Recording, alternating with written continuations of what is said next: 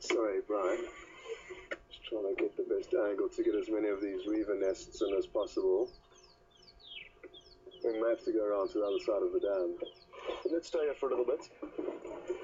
The actors have been very, very active, and there's one that's just jumped into a viewable position, and he's halfway through building his nest, so I think we're very fortunate to be in this position, because I'm sure he's going to continue to be very, very busy weaving these blades of grass very intricately and with an immense skill to create what you see on the bottom right of the screen. That's a completed nest, so quite nice to have a during and an after shot, what it will look like.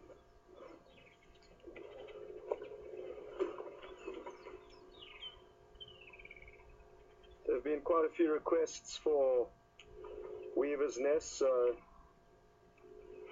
I hope whoever has been requesting to have a look at them is watching this morning.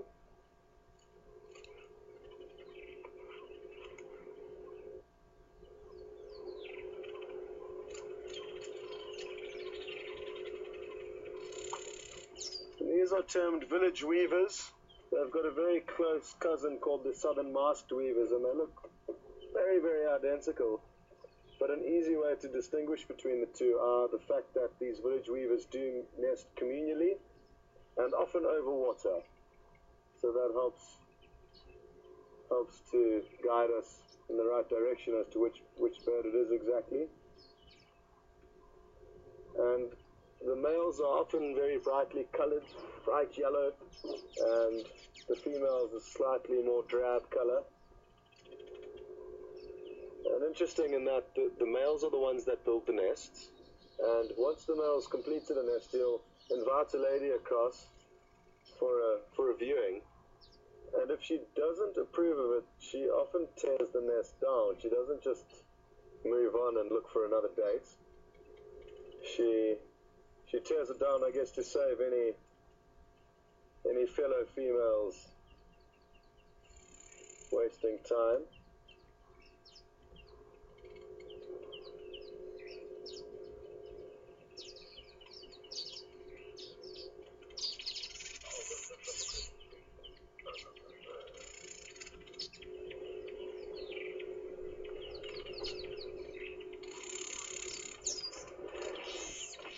Okay, can you try and get onto those ones there, Brian? It appears that we found a nest with a male that's just about completed, and we saw a female also just jump onto the nest. So he may have got lucky. Here we go. So that's the male we can see dangling there. He's doing some slight alterations, it looks like. And then, if we're lucky, the female will pop up. She did just a few seconds ago. And that way you'll get an idea of the different colorations.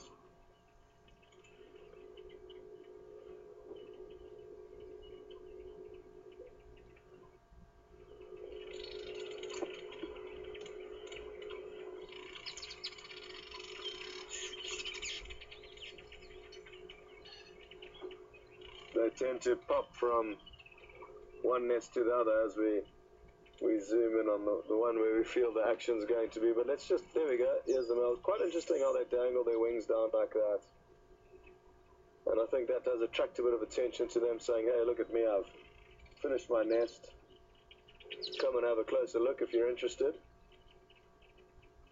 And there is a female sitting nearby that is hopefully going to pop up. She's actually just landed about 2 meters away from the vehicle, but she seems to be giving the males a run around. There's a few of them chasing her.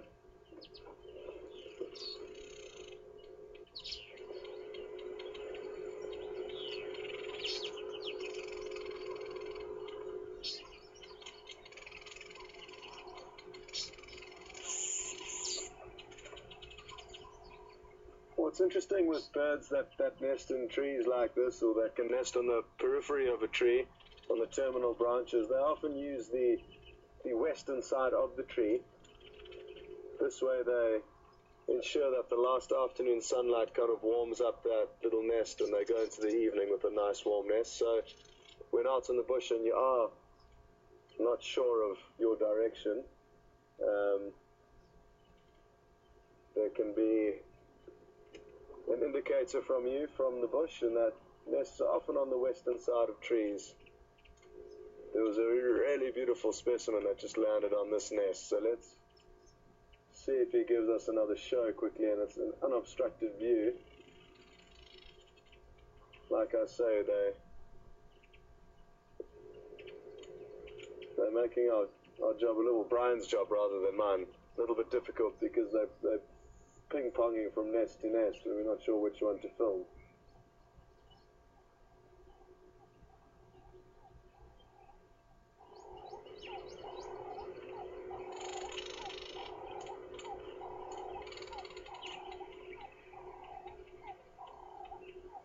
Incredible how intricately woven that nest is, considering they're only using their mouth.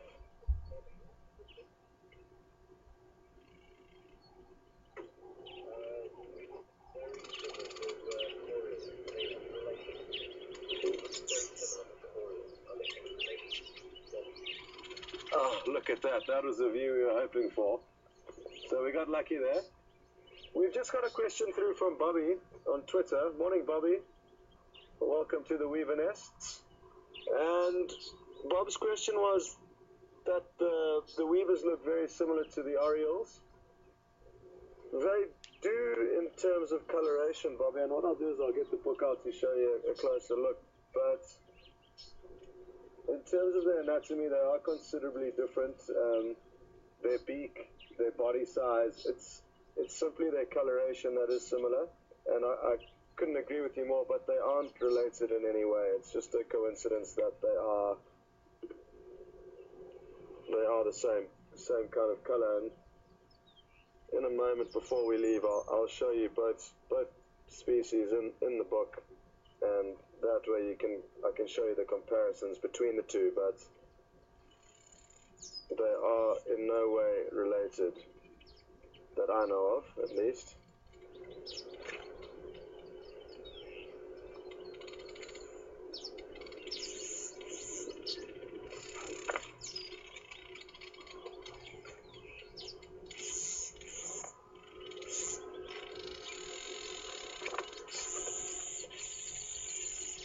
Thanks for that question there, Bobby, and like I say, I will be able to show you the closer up kind of difference between the two birds.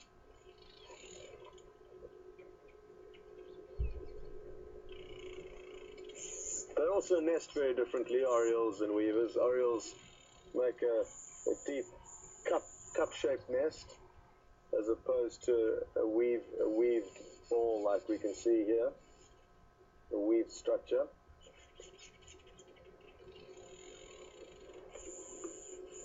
Brian's doing a great work with the camera work and establishing kind of a routine here as to which weaver, because the weavers come and start building their nest and then head off to go and get more building materials, so it hasn't been easy to get in all the action.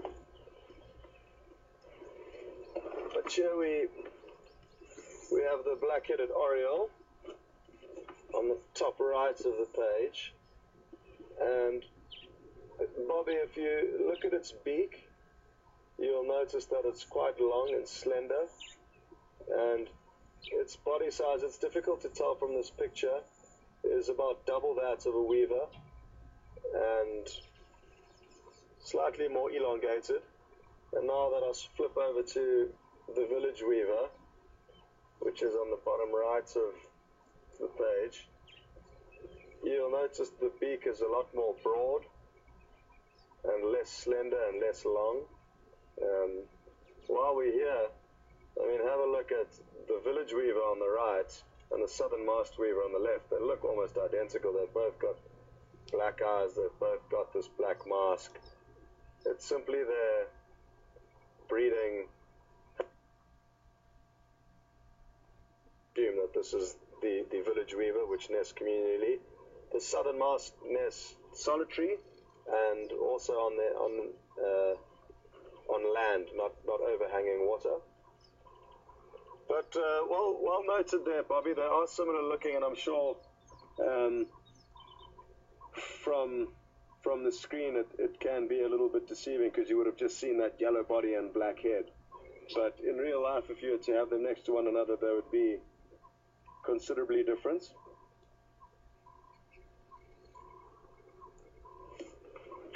Okay.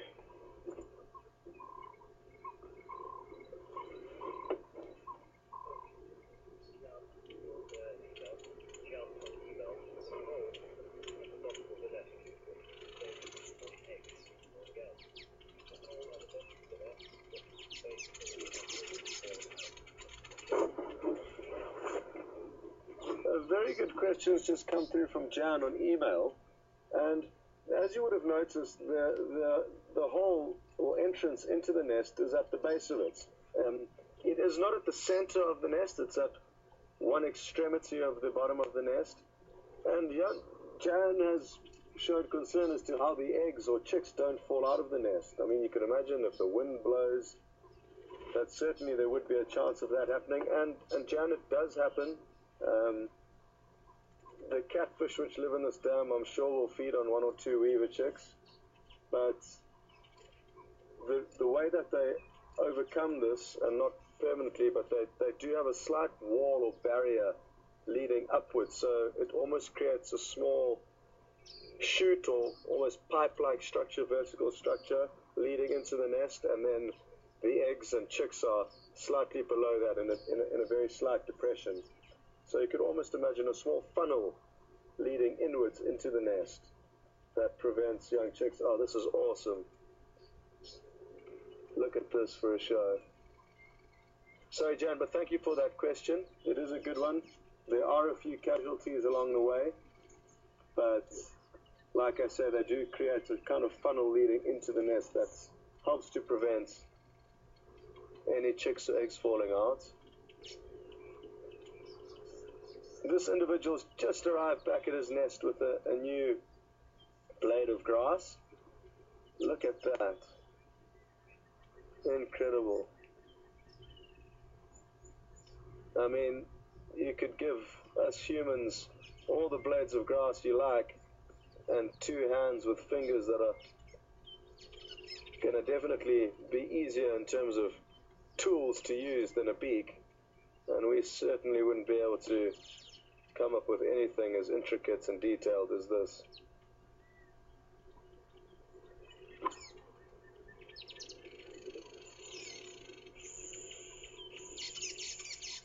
It really didn't take him long to weave quite a long blade of grass. I'd say the piece of grass that he arrived with was about 8 inches to 10 inches long, and within about 4 or 5 maneuvers it was all tightly tied up and bundled in the right places.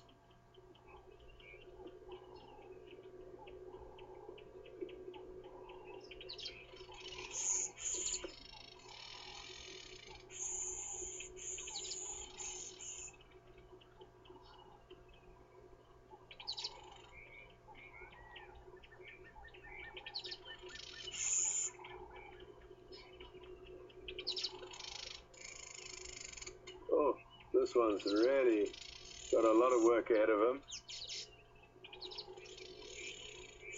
We'll just zoom in for you now.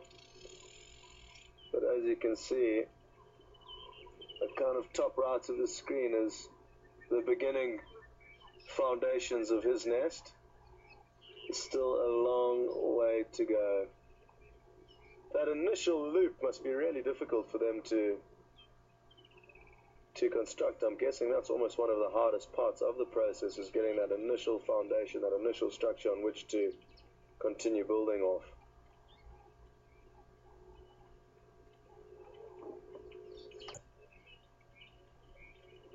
We did go and have a look there, but well done, Brian. This is